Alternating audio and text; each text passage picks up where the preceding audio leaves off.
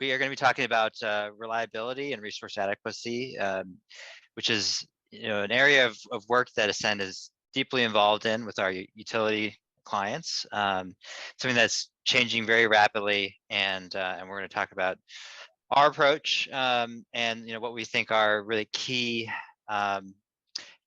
approaches of modeling and analytics and thinking around this topic to be successful in the future with a high renewables in the supply stack. History may not represent the future, and what we're seeing with weather is especially true.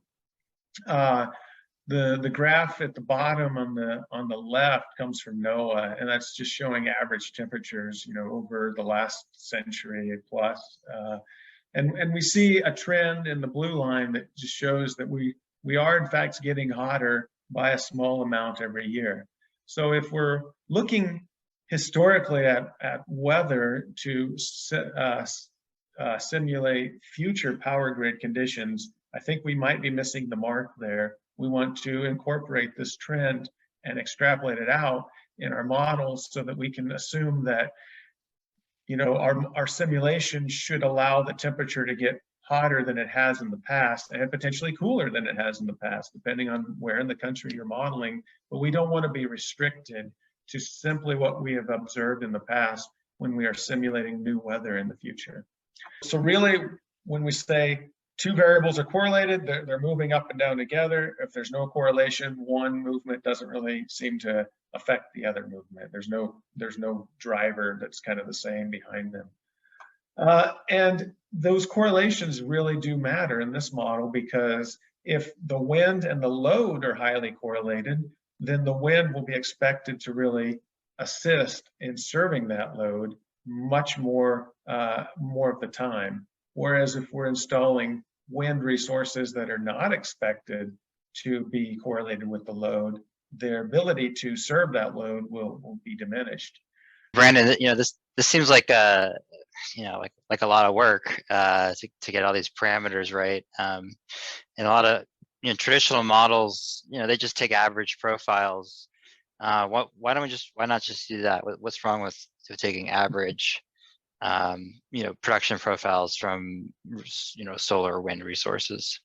Well, so taking average means that you completely neglect the correlations, but it also average conditions are not commonly seen in a power system.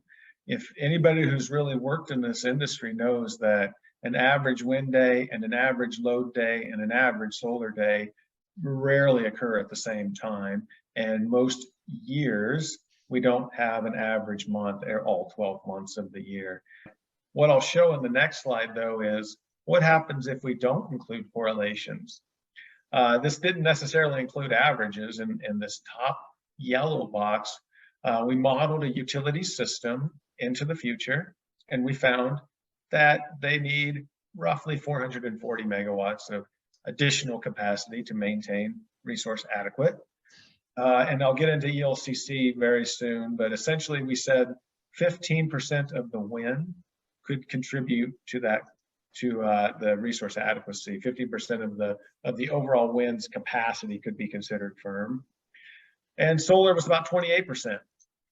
So what we did in this model is we simulated everything, but we did not maintain those correlations or those key structural relationships between the variables going out into the future.